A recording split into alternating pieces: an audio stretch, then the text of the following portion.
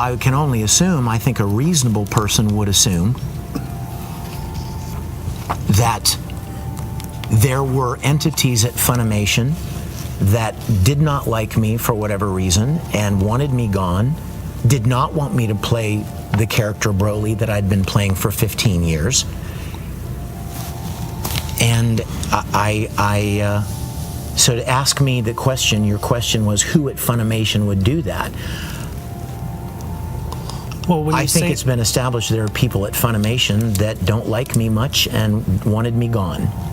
Well, when you say that there are people at Funimation who don't like you much and wanted you gone, who are you referring to specifically?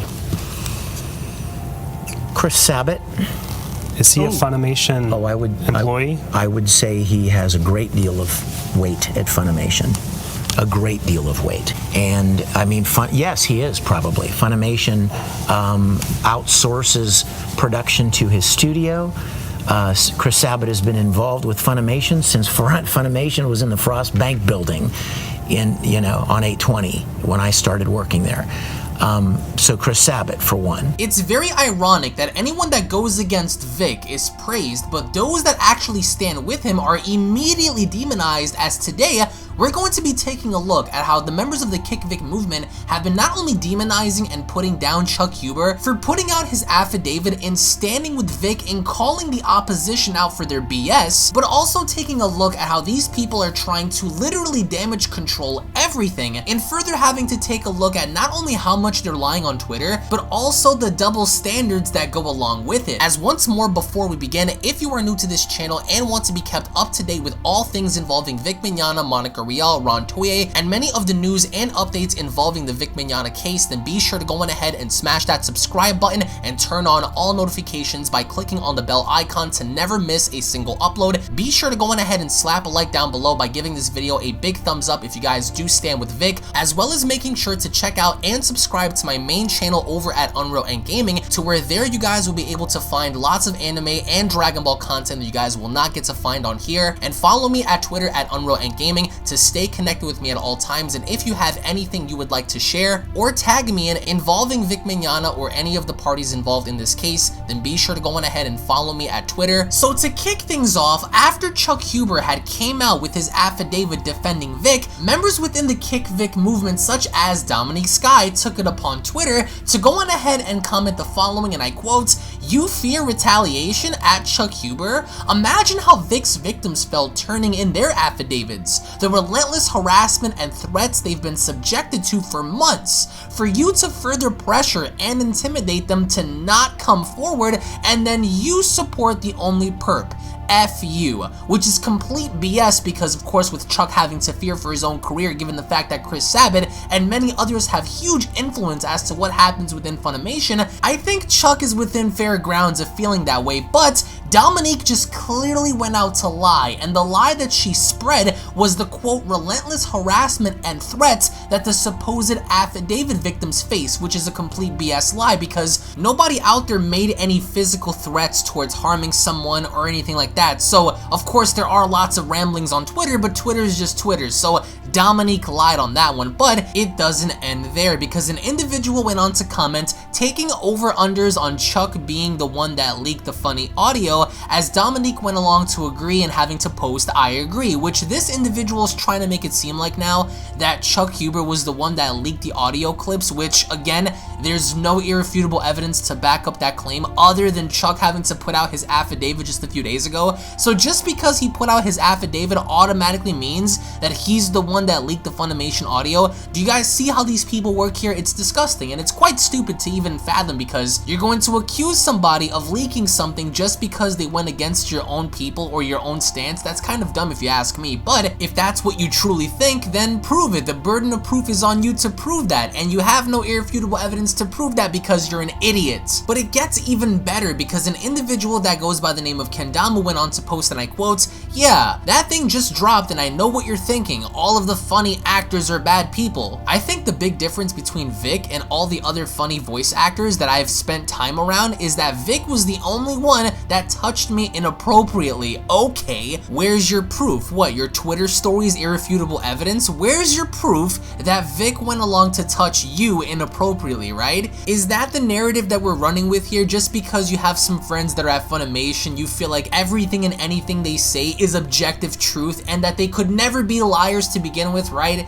Is that the narrative that we're running with here? That's incredibly stupid, and the burden of proof is going to be on you, because if you're claiming that Vic touched you, quote, inappropriately, okay, when, where, are there eyewitnesses? Is there irrefutable photographic or video evidence? Provide that, because if you're right, then so many people are going to stand with you in that assertion that you're making. But if you're wrong, and that's a big if you're wrong, then, well, you know, you're wrong. And that's fair criticism towards their statement, because if someone can provide actual evidence that something happened to them, then of course everyone's gonna believe you, and everyone's gonna want that person to basically pay the price for what they did, right? But again, I digress. It doesn't justify what these people are doing, and Chris actually points out something very interesting as she went along to tweet, and I quote, "Sabat made casting decisions. He recasted actresses for refusing advances for those who participated in blank with employees were hired. Sabat, you're a slimy piece of crap," as of course she goes on to show a part of the affidavit in which it goes on to state, and I quote,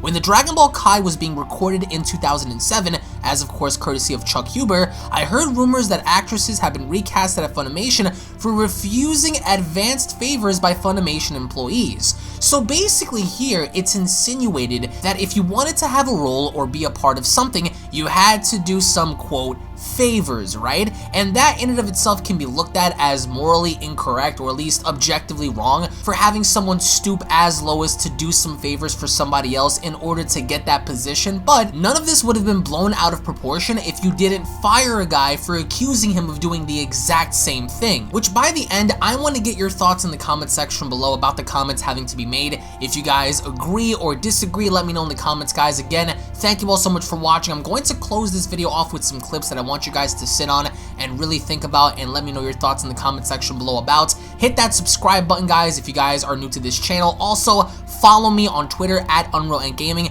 On there, you guys can tag me or showcase anything you guys like to share on a video. So be sure to follow me on Twitter. Link will be located down in the description box below, as well as subscribing to my main channel over at UnrealNetwork. Thank you all so much for your time, and I'll see you all down in the comment section below. Take it easy, guys. But I actually prevent this stuff. My job. I have saved women and children from abusive people.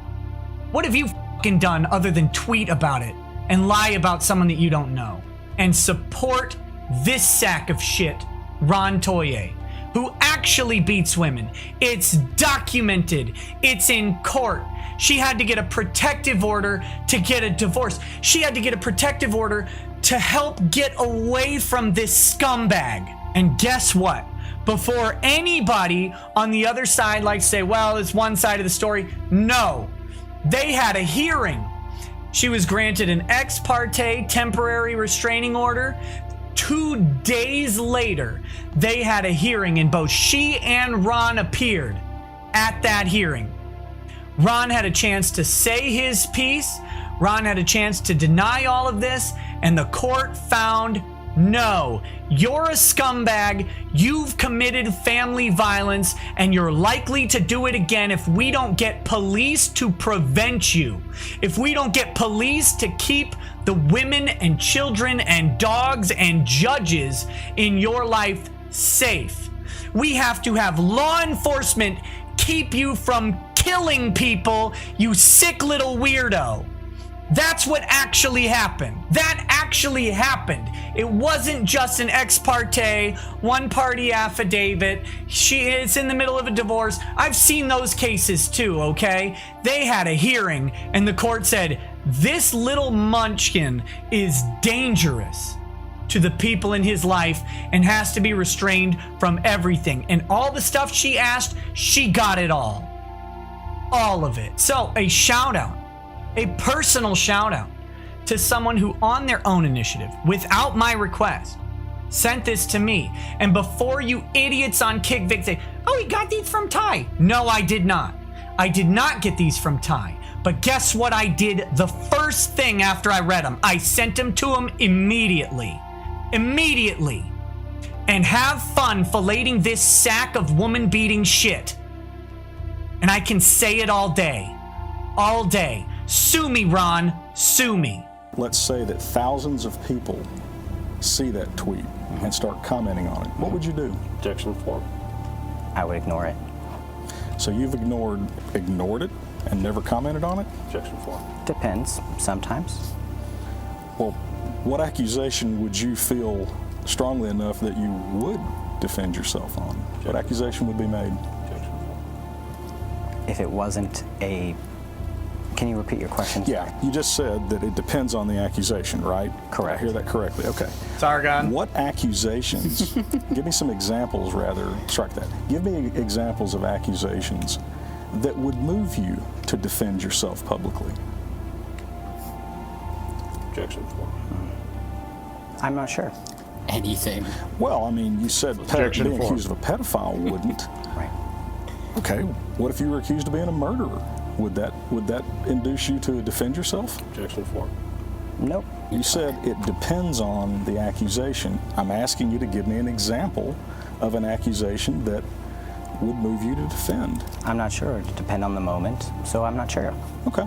But I have never encouraged anyone to do anything hateful or negative, attacking, certainly not death threats. And anybody associated with you, do you know if they've encouraged that type of behavior? No, sir. I've heard people tell that they've received death threats, and I've also heard that every time they're put on the spot to produce said death threats, they never do. I don't know if that's true or not. So I've heard the buzz, but I don't really have any personal knowledge. Right. And did you tweet on February 11th, 2019 at 8:09 p.m. that Vic is the legal definition of harassment? That was not my intent. There's a typo. I didn't even realize that I had accidentally said he's the legal definition. I meant to say, here's the legal definition of harassment. And I didn't realize it was a typo until I was sent my takedown notices. Did you take If it you down? read the entire thread, you can see that I was being harassed, and so I was trying to explain to children that don't understand what harassment Did you take it down? Okay. And what is your definition of harassment? Harassment to me is constantly bugging and picking on someone, even after they've repeatedly asked you to stop, or I can't answer said questions, or whatever, to the point of being a nuisance or a threat. You seem to have complained a lot, and if I'm mischaracterizing the tweets, please correct me, but you seem to have complained a great deal about the fact that people are challenging Monica Rial's testimony, Janie Markey's testimony, and accusations against Vic Mignogna. You seem to not be happy about that in these tweets. Is that fair? Objection form. I'm not sure. I'm not happy that Vic assaulted Monica.